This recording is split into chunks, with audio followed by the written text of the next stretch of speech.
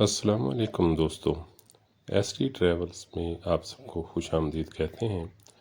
ناظرین کرام، ہم اپنے چینل پر علم و ہنر اور تاریخ سے متعلق ویڈیوز اپلوڈ کرتے ہیں، اور اس سفر میں ہمارے ہم سفر دوستوں کو ہماری طرف سے خوش آمدید۔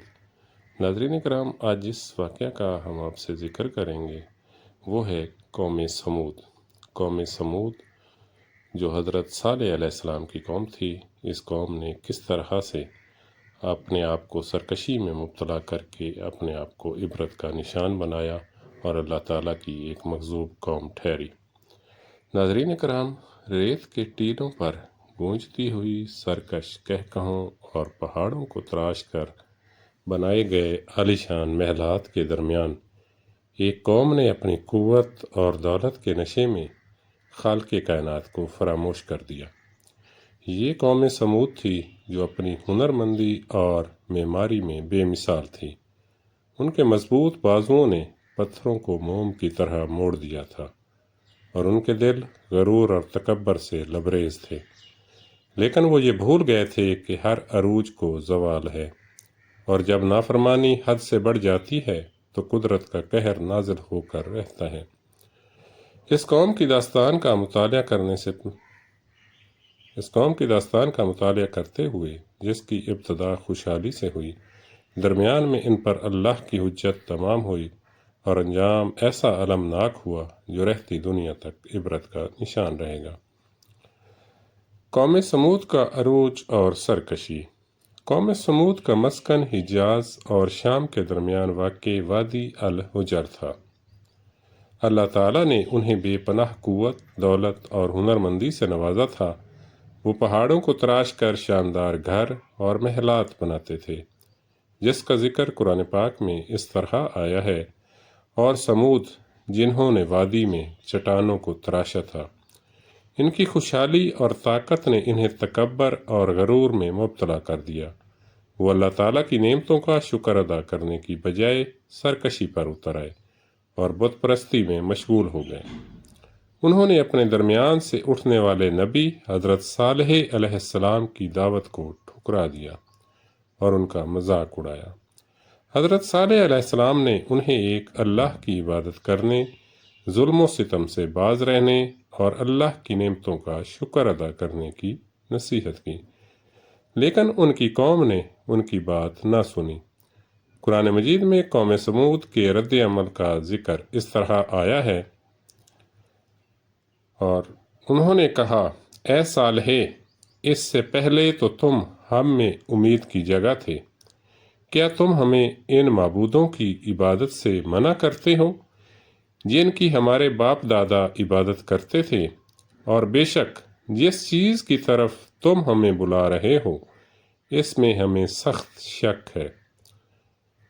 جب قوم سمود نے حضرت صالح علیہ السلام سے کوئی نشانی طلب کی تو اللہ تعالیٰ نے ان کے لیے ایک معجزہ ظاہر فرمایا۔ ایک چٹان سے ایک حاملہ اونٹنی برآمد ہوئی، جو ان کے لیے اللہ کی قدرت کی واضح نشانی تھی۔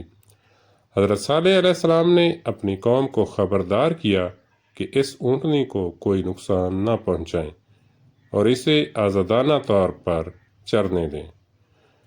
قرآن پاک میں اس واقعے کا ذکر اس طرح سے آیا ہے: اور اے میری قوم، یہ اللہ کی اونٹنی ہے جو تمہارے لیے نشانی ہے، پس اسے اللہ کی زمین میں چرنے دو اور اسے برائی سے مت چھونا، ورنہ تمہیں جلد عذاب آ پکڑے گا۔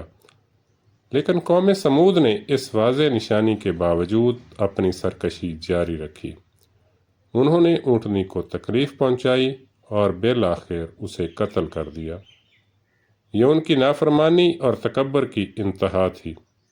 حضرت صالح علیہ السلام نے انہیں 3 دن کے عذاب کی وعید سنائی، لیکن ان کے دلوں پر مہر لگ چکی تھی۔ اگرچہ قرآن پاک میں قوم سمود کے قصے کی تفصیلات موجود ہیں، لیکن احادیث میں بھی اس قوم کا ذکر عبرت کے طور پر ملتا ہے۔ نبی کریم صلی اللہ علیہ وآلہ وسلم نے اپنی امت کو گزشتہ اقوام کے انجام سے سبق حاصل کرنے کی تلقین فرمائی ہے۔ ایک حدیث میں آتا ہے کہ نبی کریم صلی اللہ علیہ وآلہ وسلم نے وادی الحجر سے گزرتے ہوئے اپنے صحابہ کرام رضوان اللہ علیہم اجمعین کو اس جگہ کے عذاب سے ڈرایا اور فرمایا کہ یہاں سے روتے ہوئے گزرو، کہیں تم پر بھی وہ عذاب نہ آ جائے جو اس قوم پر آیا تھا۔ اس حدیث سے قوم سمود کے المناک انجام کی سنگینی اور اس سے عبرت حاصل کرنے کی اہمیت واضح ہوتی ہے۔ جب حضرت صالح علیہ السلام کی وعید کا وقت قریب آیا تو اللہ تعالیٰ کا عذاب نازل ہوا۔ قرآن پاک میں اس عذاب کی کیفیت مختلف انداز میں بیان کی گئی ہے۔ سورۃ الاعراف میں ہے کہ انہیں ایک زلزلے نے آ لیا اور وہ اپنے گھروں میں اوندھے پڑھے رہ گئے۔ سورہ ہود میں ہے کہ ایک چیخ نے انہیں آ لیا اور وہ اپنے گھروں میں مردہ پڑے رہ گئے۔ سورۃ الحاقہ میں ہے کہ انہیں ایک سخت طوفانی ہوا نے ہلاک کر دیا جو 7 راتیں اور 8 دن مسلسل چلتی رہی۔ ان مختلف بیانات سے معلوم ہوتا ہے کہ قوم سمود پر ایک سخت اور ہولناک عذاب نازل ہوا جس نے ان کی قوت اور ان کے شاندار محلات کو پل بھر میں نیست و نابود کر دیا۔ ان کی سرکشی اور نافرمانی کا ایسا دردناک انجام ہوا جو رہتی دنیا تک ظالموں اور سرکشوں کے لیے عبرت کا نشان بن گیا۔ قوم سمود جو کبھی اپنی طاقت اور ہنرمندی پر نازاں تھی، ایک عبرتناک داستان بن گئی۔ ان کے تراشے ہوئے پہاڑی گھر آج بھی اس وادی میں موجود ہیں جو ان کے زوال کی خاموش گواہی دیتے ہیں۔ ان کی سرکشی، ان کا تکبر اور اللہ کے رسول کی نافرمانی نے انہیں صفحہ ہستی سے مٹا دیا۔ ان کی دولت، ان کی قوت اور ان کی شاندار تعمیرات عذاب الہی کے سامنے رائی کی حیثیت بھی نہ رکھ سکے۔ یہ قوم ہمیں یہ سبق دیتی ہے کہ اللہ تعالیٰ کی نعمتوں کا شکر ادا کرنا، اس کے رسولوں کی اطاعت کرنا اور تکبر و غرور سے بچنا انسان کی فلاح کا ذریعہ ہے۔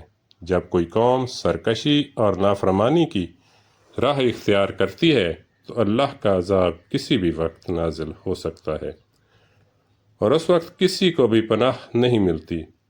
قوم سمود کا المناک انجام ایک ایسا قلب خراش قصہ ہے جو ہر دور کے انسانوں کو جھنجھوڑتا رہتا ہے اور انہیں اپنی روش درست کرنے کی دعوت دیتا ہے۔ اے کاش کہ ہم اس عبرتناک داستان سے سبق حاصل کریں اور اللہ تعالیٰ کی رضا اور خوشنودی حاصل کرنے کی کوشش کریں۔ آخر میں سب دوستوں سے ہماری ریکویسٹ ہوگی کہ ہماری حوصلہ افزائی کے لیے ہمارے چینل کو لائک، شیئر، سبسکرائب اور اپنی آراء ضرور دیا کریں تاکہ آپ کے کمنٹس کی روشنی میں ہم اپنی ویڈیوز کو بہتر سے بہتر بنا سکیں اور آپ کے لیے اس سے زیادہ اچھا کام کر کے دکھا سکیں۔